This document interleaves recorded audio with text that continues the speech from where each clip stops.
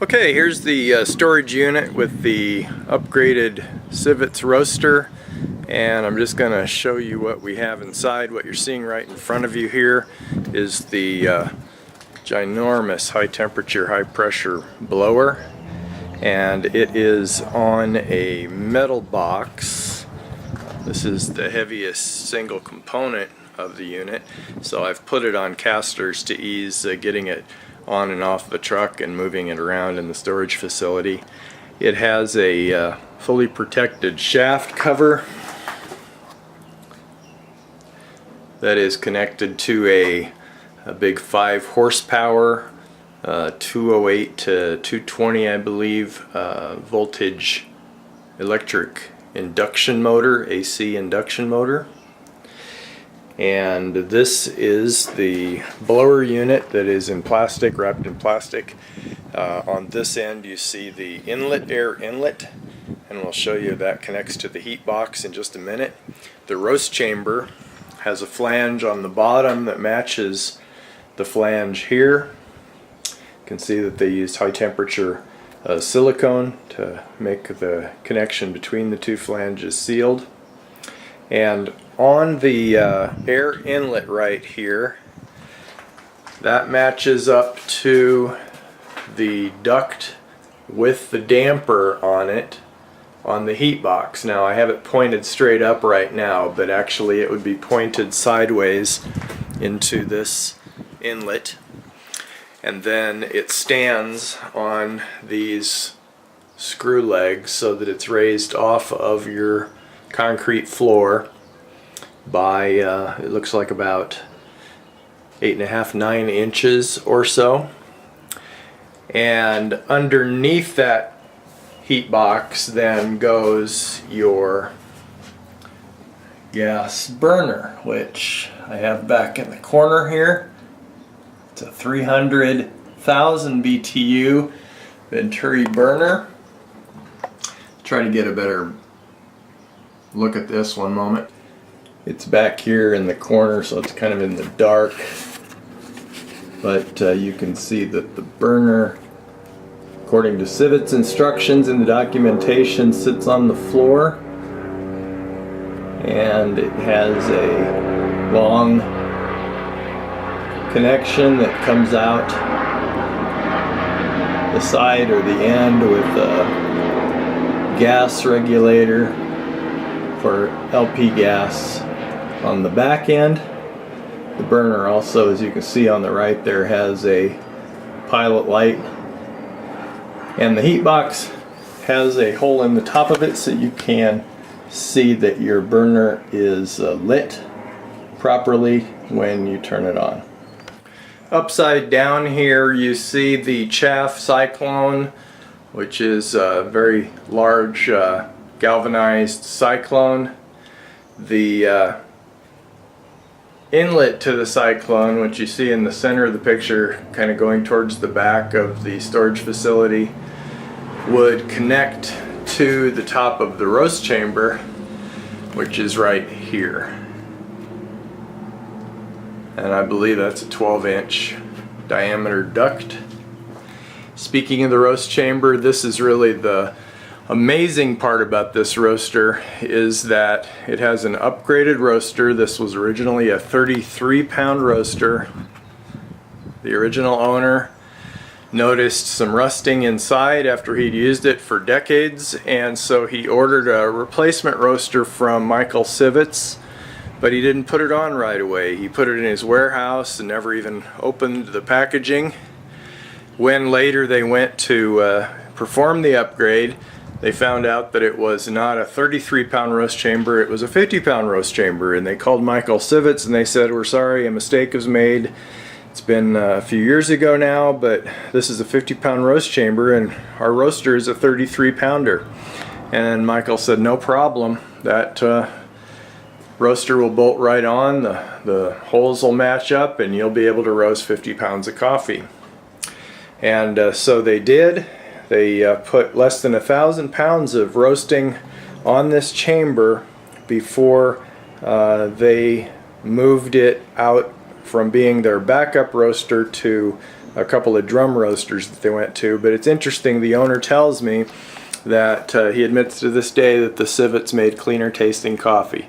So you have optical window here, you have optical windows also in the top, and you have your bean inlet chamber here on the side. And you will not believe how clean this roasting chamber is on the inside. I have some still pictures from sticking my iPhone in there and shooting it.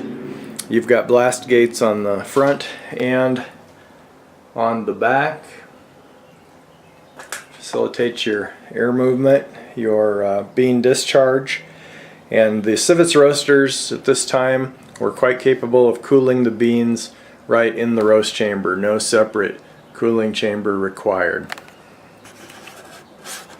Also in the back of the, hard to see here, but in the very back of the facility we have some insulated, Rockwell insulated panels that I believe go around the roast chamber that are made to help keep heat loss down. And we also have a rusty but functional looking chimney, which is also, I believe, upside down, sitting in the back here, and that is made to attach by ductwork to the afterburner, which is this ginormous refrigerator looking unit here. And you may or may not need the afterburner at all, depending on codes and where your roastery is located. Frankly, I think they're kind of a waste of time, but if you're in an area with neighbors that do not appreciate the wonderful smell of roasted coffee, you may need to go with that. And this is the control panel. I have it sitting on the Cyclone. Obviously that's not how it's mounted. You'd have it on a shelf nearby your roaster, or some people make a pedestal for it. And this is before the age of PIDs, but very functional. Control your lights, your outlets, your water spray timer if you choose to use that for quenching, which is one practice that Michael Sivetz did, which is somewhat controversial. Some people don't like it today. Other people say as long as you don't overdo it, it's just fine. And this is the temperature controller. The thermocouple is attached here to the side. And that thermocouple goes in some ports on the front of the roast chamber, where right now there is a dial roaster, but you can see another port there to the left. There's actually 3 ports into the roasting chamber, and that's on the sloped side of the interior roast chamber, so you're measuring the bean temperature, not the air temperature. And then finally we have a couple of 5-gallon buckets and a box that contain all of the hardware that came off the machine when it was dismantled. The MagnaHelic units for measuring your gas pressure on the roaster and afterburner consecutively. And that's really all there is to it. There are not a lot of moving parts on the roaster, but it is an over-engineered beast. Now, the gentleman that roasted with this in Colorado that put on the upgraded 50-pound roast chamber, he was at an altitude of 5,400 feet and tells me that because of that thinner air, he was only able to do 38 or 39 pounds of lofting of beans with the blower and motor that he had that was originally made for 33. It was an increase for him, but not the full 50. So I cannot say for certain how much of a difference his altitude made, but you will be able to roast between 40 and 50 pounds depending on your altitude and the capacity of the roast chamber with this Sivetz. In an 8-hour day at 3 roasts an hour, you'll be able to put almost 1,000 pounds an 8-hour day through this roaster if you want to build your roasting capacity up to that level.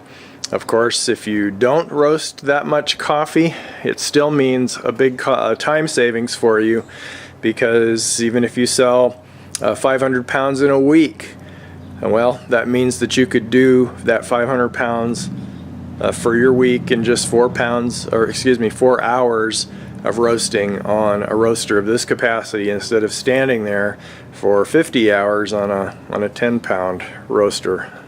So incredible way to get your life back if you're roasting, and gives you huge upside for your roastery business to be able to sell to and still be able to meet capacity without outsourcing your roasting to anybody else.